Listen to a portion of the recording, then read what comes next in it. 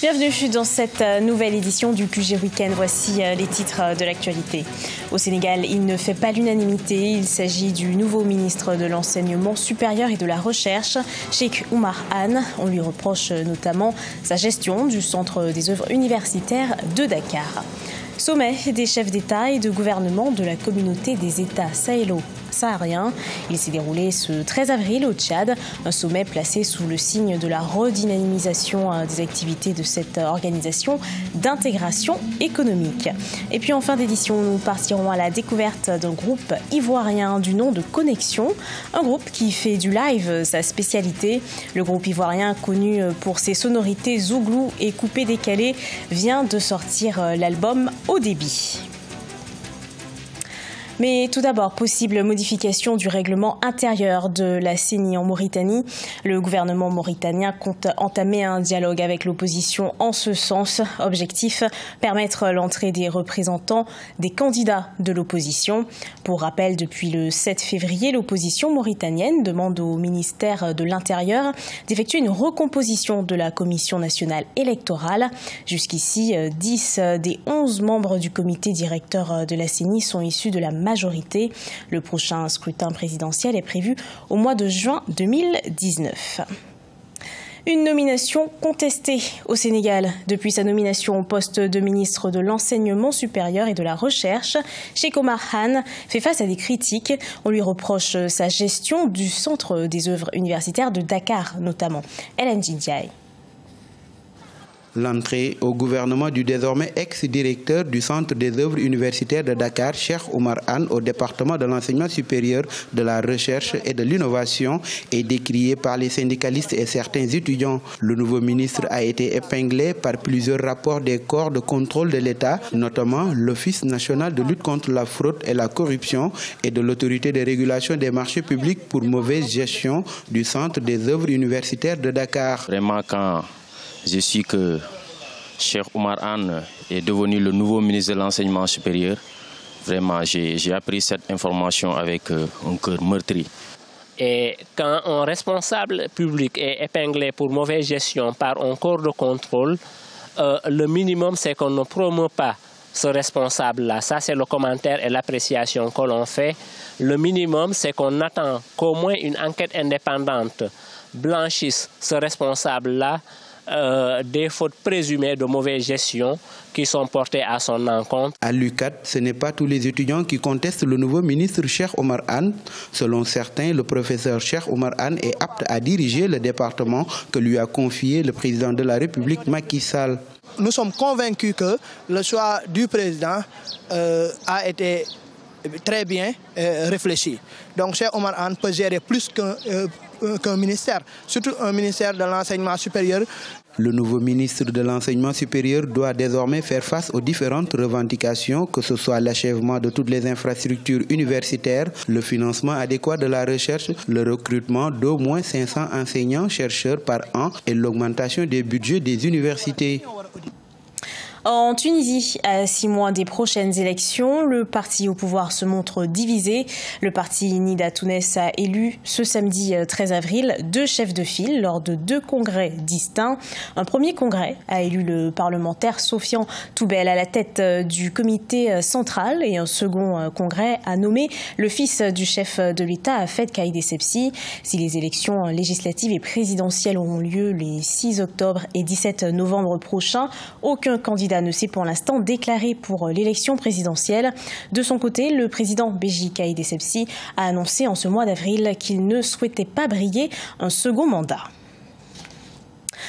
Situation sécuritaire et crise politique, des thématiques au cœur du sommet extraordinaire des chefs d'État et de gouvernement de la communauté des États sahélo-sahariens. Il s'est tenu ce samedi 13 avril. La dernière rencontre des chefs d'État et de gouvernement de la zone date de 2013. Reportage de notre correspondant Mahamat Ramadan, commenté par Neili Claude-Bessa. Le sommet extraordinaire des chefs d'État et de gouvernement de la communauté des États sahélo-sahariens s'est déroulé ce 13 avril 2019 à N'Djamena, la capitale tchadienne. Les défis sécuritaires dans le bassin du lac Tchad et dans l'espace CEDEAO, ainsi que la crise libyenne et la question de la transition du pouvoir au Soudan ont constitué les principaux enjeux du sommet. Bon nombre de pays de l'espace sahélo-sahélien sont en butte à la menace terroriste de plus en plus grandissante, le trafic illicite en tout genre, sans compter les conflits armés. La situation qui prévaut actuellement dans certains pays de la CEDEAO et du bassin du lac Tchad, ainsi qu'en Libye, constitue une source de graves préoccupations pour notre communauté et pour chacun de nos États. Les chefs d'État et du gouvernement de la communauté des États sahélo-sahariennes ont réaffirmé leur volonté de redynamiser et d'assigner une nouvelle feuille de route à leurs institutions communautaires en vue de faire face aux défis actuels de développement économique et la stabilité sécuritaire. Il est primordial de créer les conditions d'un nouveau départ sur la base d'un plan d'action actualisé et cohérent, favorisant un espace plus intégré, plus soudé, vivant en paix et en sécurité. Par ailleurs, les dirigeants des États sahélo-sahariens ont appelé les autorités soudanaises à respecter la charte de l'Union africaine relative à la transition politique et pacifique du pouvoir. Boom des transactions financières mobiles au Togo. 38,13 millions d'opérations ont été enregistrées en 2018, soit l'équivalent de 394,3 milliards de francs CFA. Cette augmentation est due à la forte hausse du nombre d'utilisateurs entre 2016 et 2017. Les précisions d'Aimé Fakofi. Le volume des transactions via la téléphonie mobile a presque doublé au Togo. De 2016 à 2017, l'ensemble des échanges représentés en valeur est passé de 263,1 milliards de francs CFA à 394,3 milliards de francs CFA selon la Banque centrale des États de l'Afrique de l'Ouest.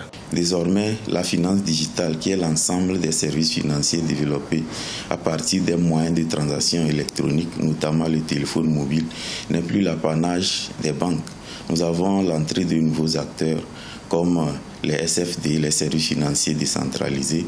Nous avons les sociétés de télécommunications, nous avons les fintech, nous avons les startups qui offrent une panoplie de services qui répondent aux besoins de la population. Le nombre d'abonnés n'a pas encore atteint la moyenne sous-régionale au Togo. Le pays occupe toutefois la première place en termes du nombre de comptes en activité, avec un chiffre estimé à 49,8%. Le téléphone mobile est le meilleur moyen d'atteindre les populations. Nous estimons que pour pouvoir permettre à une grande population de pouvoir utiliser ces services, il faut réduire les coûts d'achat des smartphones notamment, ce qui permettra à une panoplie, à une grande frange de la population de pouvoir utiliser ces services. À l'échelle de l'UEMOA, les transactions financières effectuées dans la zone par le biais de la téléphonie mobile concernent essentiellement les opérations de rechargement de porte-monnaie électronique, de retrait d'espèces, de transfert de personne à personne et d'achat de crédit téléphonique. De la culture à présent avec Connexion, un groupe musical en provenance de Côte d'Ivoire. Son répertoire, un mélange de zouglou et de coupé-décalé. Ce groupe spécialisé dans la musique live sort en ce mois d'avril un nouvel album, Haut débit. Reportage de notre correspondant Olivier Conan. Haut débit, c'est le titre de l'album de 12 titres que propose le groupe musical Connexion au public ivoirien. Spécialiste des interprétations live des artistes confirmés, le groupe Connexion entend continuer à se produire dans les cabarets d'Abidjan. Il va ajouter à son répertoire les chansons de son album, un mélange de zouglou et de coupé décalé. On aborde les faits de société, la jalousie, l'hypocrisie, tout ça, voilà. Connexion est distinguée aux autres groupes par cette petite touche musicale qui est un peu du zouglou décalé, comme on le dit. On a réussi à agencer ces deux genres de musique en un seul genre en fait. L'album du groupe Connexion a été arrangé par des grands noms de la musique ivoirienne que sont Olivier Blé et David Taïro. Le résultat est un cocktail musical très apprécié des mélomanes. Ils ont l'habitude de dire que l'humilité précède la gloire et je crois donc avec leur manager qu'ils resteront soudés et qu'ils auront toujours la tête sur les épaules, même si l'album est de très bonne qualité. C'est dansant aussi, quoi. Ça emmène la joie, la convivialité quand on est en groupe, on est en famille, quoi. En tout cas, zouglou toujours, le zouglou restera toujours. Je prie que ça soit un nouveau départ pour eux, que le succès soit toujours leur partage, qu'ils aillent de l'avant et que vraiment qu'ils restent tels qu'ils ont toujours été, pour qu'ils puissent grandir encore davantage.